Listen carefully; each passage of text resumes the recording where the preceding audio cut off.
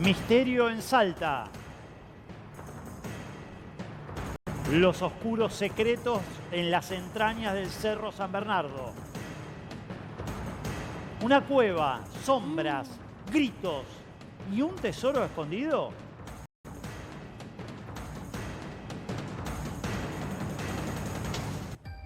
Es un tema que me tiene preocupada hace rato, pero quien nos puede desasnar un poquito es Seba Cruz, para contarnos qué es lo que sucede allí en Salta. Seba, ¿qué es todo esto que contó recién Mati? ¿Cómo estás?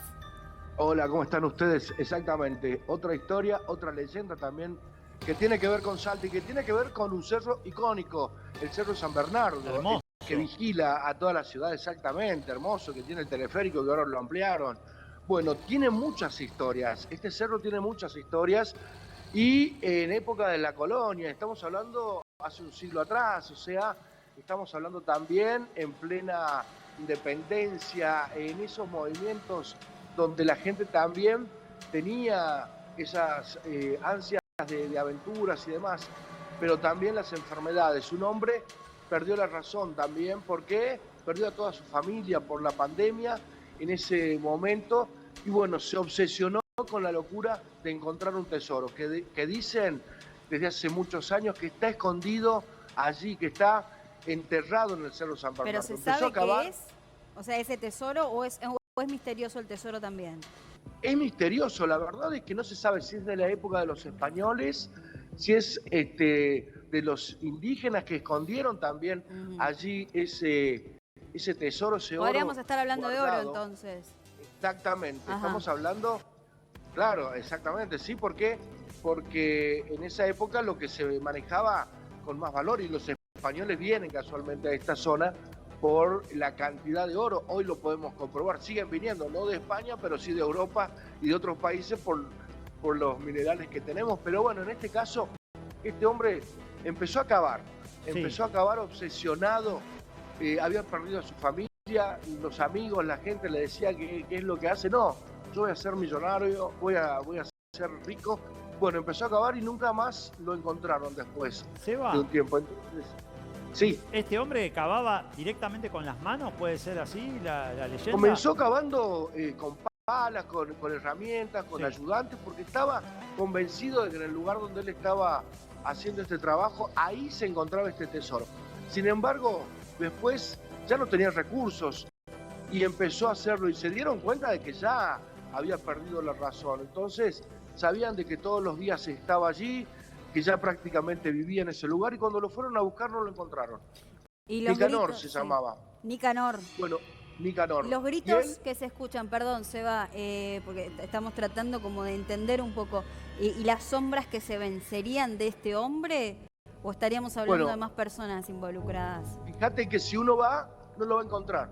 Si uno va a esta cueva del loco, como se la conoce, no la va a encontrar. Y sin embargo, un grupo de estudiantes de la Universidad de Salta encontraron este lugar y dijeron vamos a estudiar, vamos a escribir un libro, vamos a hacer un informe. Se metieron a esta cueva que está entre la maleza, o sea, no está visible, no es algo que uno va al cerro y dice acá está. Si uno tiene muchas ganas, tal vez la encuentra. Y cuando ingresaron, uno de los alumnos se perdió porque es una cueva bastante amplia y que tiene bifurcaciones, o sea que es un laberinto. Se termina perdiendo allí y luego cuando lo encuentran, logran sacarlo. Él dijo que vio a un hombre o vio la sombra de un hombre cavando con las manos, con una locura aterradora, ¿no? ¿El loco de la cueva lo llaman? Y a los gritos, el loco de la cueva. Y mucha gente cree en esto y se escucha de noche. Después de las 12 de la noche se pueden escuchar llantos, gritos de locura, ¿no? De este hombre que ha quedado también encerrado en su propio laberinto mental y ahora paranormal, en otra dimensión, tratando de encontrar ese tesoro que tal vez nunca lo encuentren. Bueno, es una historia muy linda también. En Salta una historia muy linda también. Una historia un poquito más fea esta del señor ahí con todas las cuestiones que tienen que ver con el temor que genera, porque la verdad vos escuchás de golpe gritos en una cueva, en el medio de un cerro, por más que es precioso, y se te llena de preguntas son leyendas la vida. urbanas. que en realidad la gente que va, viste, que de repente dicen, bueno, no creo, y pasan y escuchan, o ven una sombra, o de repente sienten quizás una presencia un poco extraña. Vos, Seba, no sé si tuviste la oportunidad de ir y pudiste constatar esto.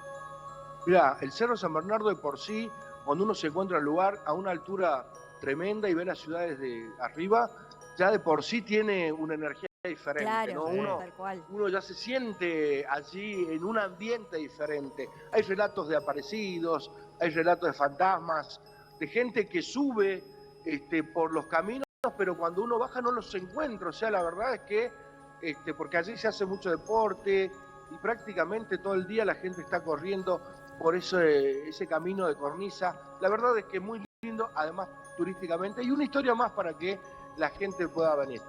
Después les tengo, a ver, antes de terminar, si ustedes se sorprendieron con esto, estuvimos el fin de semana en Goya, Corrientes. Sí. Quiero agradecer también a la gente porque allí fue un encuentro de armadores de puros, porque Argentina también es productora de puros, y allí se hace el encuentro nacional con elección de reina. Todos me invitaron y la verdad me trataron muy bien. Agradecer a Héctor Goyo Torres, a la señora Julieta, a los organizadores y a todos los que nos trataron bien. Pero nos contaron una historia allí en Carolina, muy cerquita de Goyo.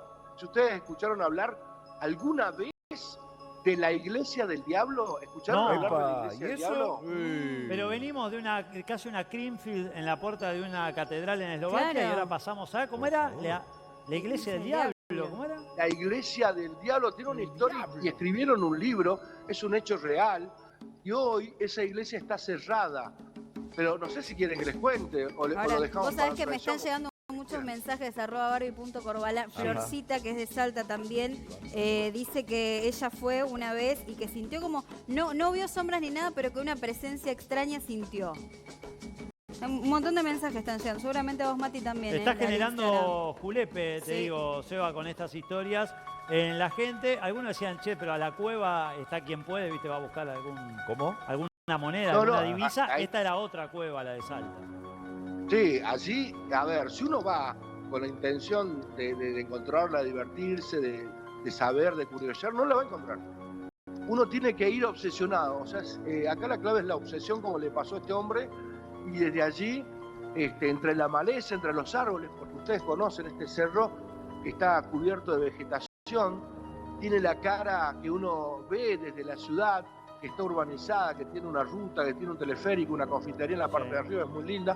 Y después tiene varias caras también y varios cerros que lo colindan, el Cerro 20 de Febrero y demás. Pero la verdad es que es un misterio dónde está esta cueva. Sin embargo, hace unos años, y lo corroboraron, estudiantes de la Universidad de acá de Salta lograron encontrarla. Y querían escribir un informe, querían hacer un documental y demás. Pero bueno, pasó lo de este joven que quedó allí encerrado en ese laberinto, pero que pudo ver, testigo en carne viva, la sombra de un hombre cavando con las manos. Imagínense, es el guión de una película, ¿no? Claro. Bueno, ahora tantas películas que hay de terror, pero bueno, esta podría ser el guión de una película de terror allí, y bueno, obsesionado. Pero bueno, también les vamos a contar en la semana esta historia que les decía de la Iglesia del Diablo, que es muy linda. Es una historia que también hasta el día de hoy muchos correntinos allí en Carolina no quieren aceptar. O sea, es muy feo que te digan, tenés en tu pueblo la Iglesia del Diablo, pero bueno, la vamos a tocar en algún momento, ¿no? Exactamente, nos vamos a ocupar de ese tema también, y gracias por traernos esta historia y un poquito más de información de las leyendas urbanas. Bueno, esperemos que no pase nada igual allí en Salta, y hasta la próxima. Muchísimas gracias.